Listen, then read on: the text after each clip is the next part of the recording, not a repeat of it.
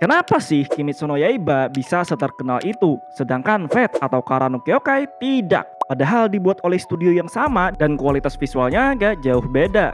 Kalian pasti udah kenal dengan anime Kimetsu no Yaiba atau Demon Slayer, yang dimana beberapa tahun belakangan anime ini hype banget. Apalagi episode terakhir season kemarin ketika mereka semua dibawa memasuki Infinity Castle. Wah, itu god damn keren bro. Episode itu benar-benar menjadi penutup yang membuat orang-orang semakin penasaran dengan kelanjutannya nanti. Ini sekaligus menjadi promosi yang sangat bagus untuk movie-nya. Nah, aku itu mau mengulik, walaupun aku bukan ahlinya, tapi aku mau mengulik sebagai orang awam, kenapa bisa Kimetsu no Yaiba mendapatkan popularitas sebesar itu dibanding anime buatan Ufotable lainnya.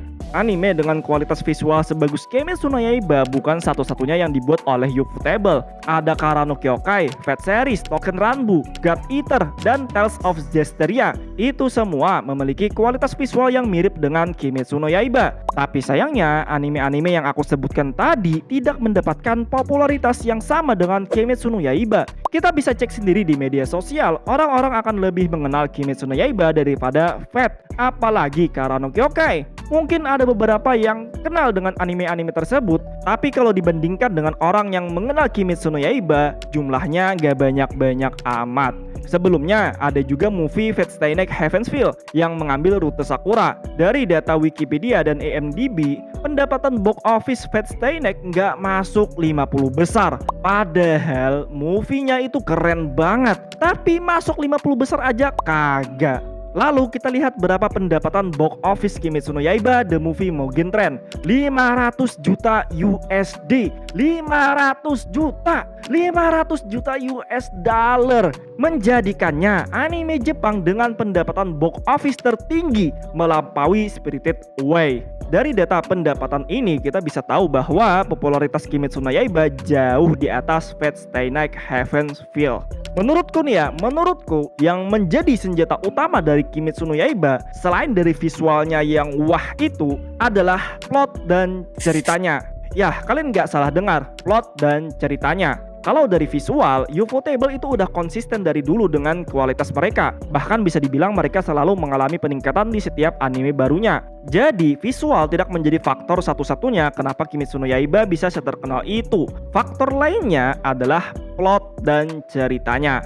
Apakah cerita Kimetsu no Yaiba semasterpiece itu? Apakah plotnya serumit dan sedalam itu? Menurutku, gak sampai segitunya. Tapi gak jelek juga. Plot Kimetsu no Yaiba itu lurus-lurus aja, baik melawan jahat, tipikal anime shonen, tapi memiliki cerita yang menarik untuk diikuti.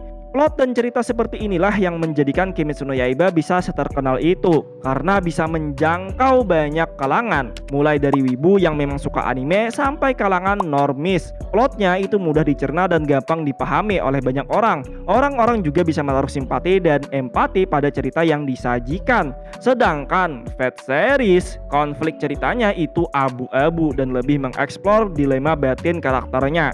Aku ambil contoh karakter Emiya Kiritsugu. Kalau dilihat sekilas dia itu jahat, rela mengorbankan apapun demi mencapai tujuannya. Walaupun sebenarnya tujuan Kiritsugu itu mulia untuk kebahagiaan masyarakat yang lebih besar, tapi dengan cara mengorbankan sebagian kecil masyarakat.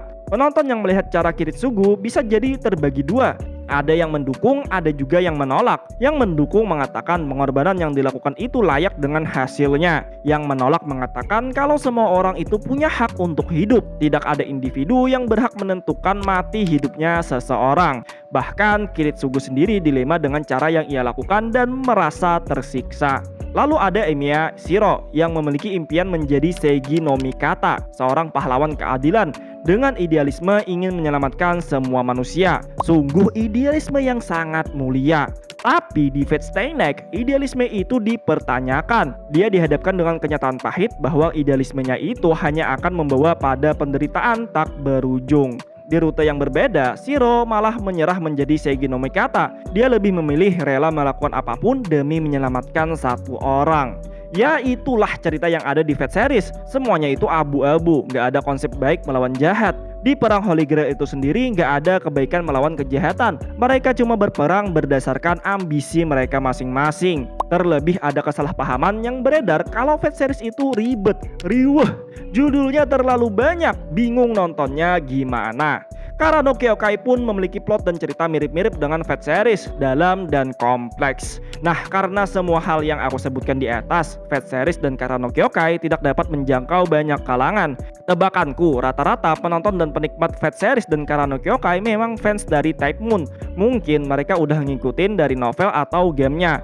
Atau orang-orang seperti aku yang memang tertarik dengan sejarah atau mitologi sehingga suka dan mau nonton Fate series sampai jatuh ke lubang kelinci. Aku jadi mengulik lebih dalam lagi tentang Nasuverse. Pada intinya, ada perbedaan jangkauan pada plot dan ceritanya. Kimetsu no Yaiba lebih bisa menjangkau kalangan luas, bahkan sampai ke kalangan normis. Tidak sedikit orang-orang jadi suka anime berawal dari nonton Kimetsu no Yaiba. Itulah kenapa ketika Kimetsu no Yaiba tayang, tidak hanya memiliki visual memukau, tapi plot dan cerita yang dibawakan juga gampang dicerna dan menarik tentunya untuk diikuti. Popularitasnya langsung melonjak dengan cepat. Apalagi penayangannya di tahun 2019 yang dimana saat itu awal dari pandemi COVID-19. Orang-orang lagi seringnya berada di rumah. Tentunya mereka memerlukan tontonan yang bisa mereka nikmati ketika lagi bersantai. Dan ya, Kimetsu no Yaiba menjadi pilihan yang tepat dalam situasi tersebut.